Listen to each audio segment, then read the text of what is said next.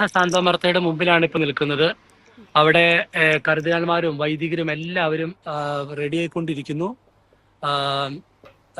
പ്രൊഫഷണലുള്ള ഒരുക്കങ്ങൾ അവിടെ ആരംഭിച്ചിരിക്കുകയാണ്. നിങ്ങൾക്ക് കാണാം ആ പേപ്പൽ പതാക കാണുന്ന അതാണ് കാസ സാന്താമർത്ത.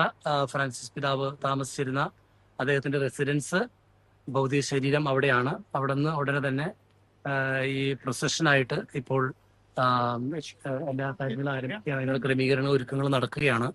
കർദിനാൾമാരും വൈദികരും ബിഷപ്സും എല്ലാം അവിടെ ഓൾറെഡി ഉണ്ട്. ഇതാണ് ഇവിടുത്തെ ദൃശ്യങ്ങൾ. അതിൻ്റെ അകത്തേക്ക് പ്രവേശിക്കാനായിട്ട് ആർക്കും അനുവാദമില്ല. ഞങ്ങൾ വന്നിരിക്കുന്ന എല്ലാവരും വൈദികരും കർദിനാൾമാർ ഉൾപ്പെടെ അവർ പുറത്താണ് വെസ്റ്റ് ചെയ്തിട്ട്. എത്രത്തോളം ആളുകൾ ഇപ്പോൾ അവിടെ ഉണ്ടാവും ഈ ഒരു പൊസഷനിൽ പങ്കെടുക്കാനായിട്ട്? എത്രത്തോളം ആളുകൾ പങ്കെടുക്കുന്നു? അല്ല, കാസ സാന്താമർത്തയുടെ മുമ്പിൽ നമ്മൾക്ക് അങ്ങനെ ഒരിക്കലും ഒരു വലിയൊരു ജനക്കൂട്ടം അങ്ങനെ ആരും ഇല്ല. ഇവിടെ വളരെ ലിമിറ്റഡ് ആയിട്ടുള്ള അനുവദിച്ചിട്ടുള്ള ആൾക്കാർ, കർദിനാൾമാരും വൈദികരും ബിഷപ്സും മാത്രമേ ഇവിടെ അങ്ങനെയുള്ളൂ.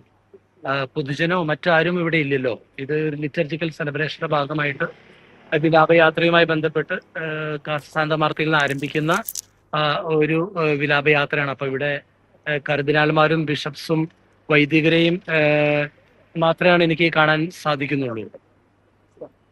Okay sir.